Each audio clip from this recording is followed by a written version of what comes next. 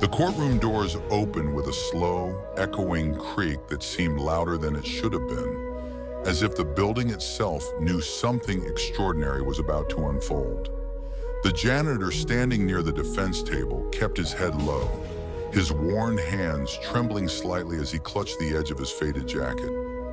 His name was Samuel Carter, and to everyone in that room, he was just a poor old man accused of a crime he insisted he didn't commit.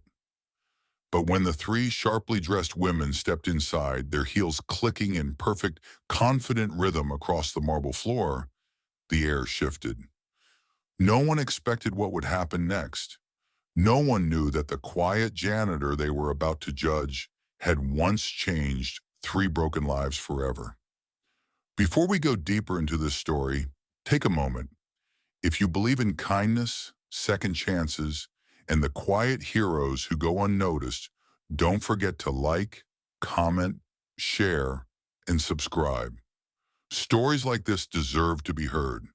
20 years earlier, Samuel Carter was a man with nothing but a mop, a rusted bucket, and a heart that refused to give up on others, even when life had given up on him.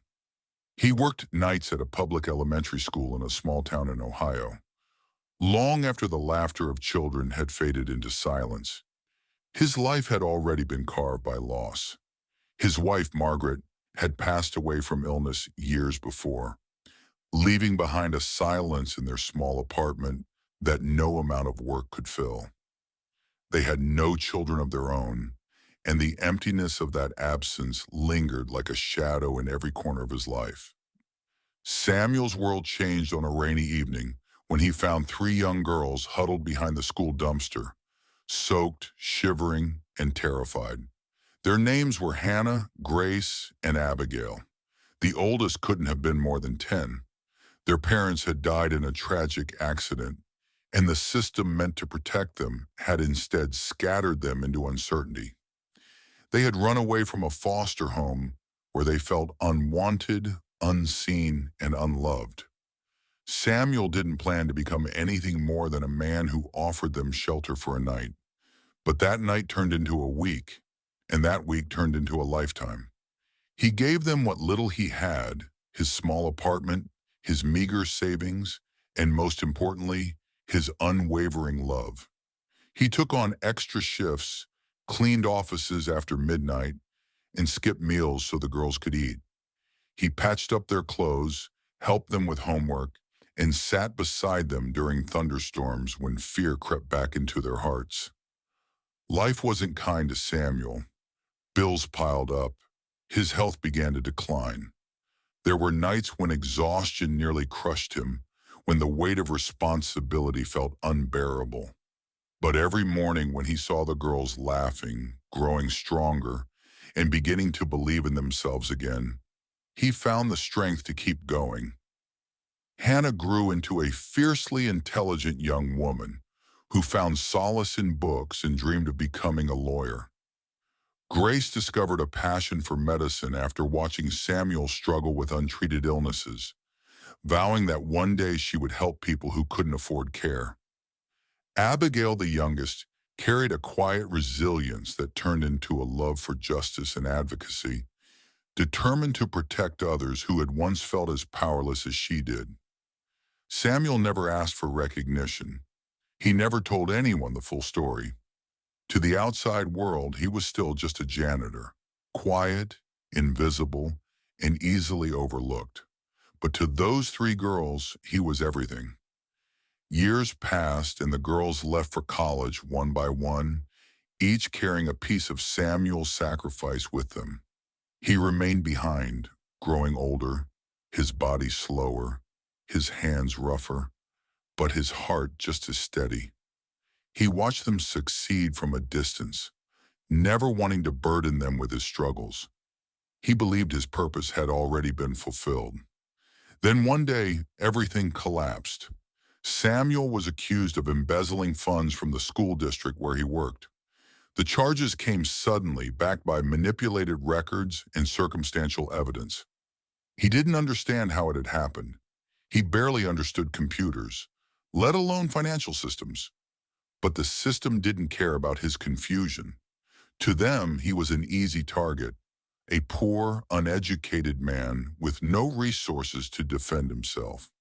He was arrested quietly without resistance. His co-workers avoided his eyes. The community whispered.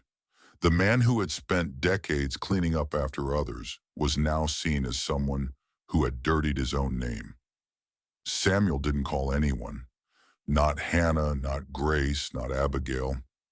He didn't want to disrupt their lives, their careers, their happiness. He had already given them enough, he thought. This was his burden to carry alone. But truth has a way of finding its voice. Hannah was the first to hear about the case. Now a successful attorney in New York, she couldn't believe what she was reading. The man who had raised her, who had sacrificed everything, was being accused of something he would never do. She immediately reached out to Grace and Abigail, who felt the same shock, the same disbelief, and the same burning determination. They didn't hesitate. Within days, they were back in Ohio, standing outside the courthouse where Samuel sat alone, waiting for a verdict that could destroy the rest of his life. And that brings us back to that moment. The courtroom doors opening, the three women walking in, and the quiet shift that followed. Samuel looked up slowly, his tired eyes widening as recognition dawned. For a moment he couldn't speak. He hadn't seen them together in years. They looked strong, successful, confident, everything he had hoped they would become. But what he didn't expect was what came next. They weren't just there to visit him, they were there to defend him. Hannah took the lead, her voice steady and commanding, as she presented evidence that dismantled the case piece by piece. Grace provided expert testimony, analyzing financial inconsistencies and proving that the records had been manipulated. Abigail uncovered the truth, a corrupt administrator who had used Samuel's position to cover up his own embezzlement. The courtroom watched in stunned silence as the narrative unraveled. The poor janitor was no longer invisible. He was at the center of a story of injustice and redemption. Samuel sat there overwhelmed as the girls he had once protected now stood as his shield. Every sacrifice, every sleepless night, every moment of doubt, it had all led to this. The judge eventually delivered the verdict, not guilty. The real culprit was arrested shortly after, and Samuel's name was cleared.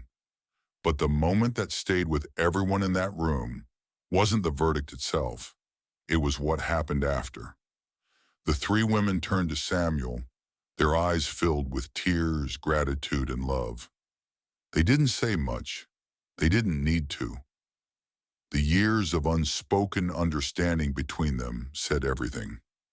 Samuel, the man who had once believed he had nothing, realized in that moment that he had everything. If this story is touching your heart so far, don't forget to comment below and share your thoughts. Your support keeps stories like this alive. In the weeks that followed, Samuel's life changed in ways he never imagined. The community that once doubted him now celebrated him. His story spread, not as a tale of accusation, but as one of quiet heroism and enduring love. But Samuel didn't seek attention. He returned to his simple life, though no longer alone. Hannah, Grace, and Abigail made sure of that. They visited often, called every day, and reminded him constantly that he was never forgotten. Because the truth is, kindness doesn't disappear. It doesn't fade into the background. It grows quietly, patiently, until one day it returns in ways more powerful than anyone could expect. And Samuel Carter, the poor janitor who once gave everything to three orphan girls, became living proof that even the smallest acts of love can echo across decades.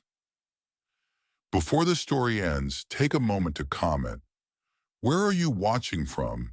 And do you believe one act of kindness can truly change a life?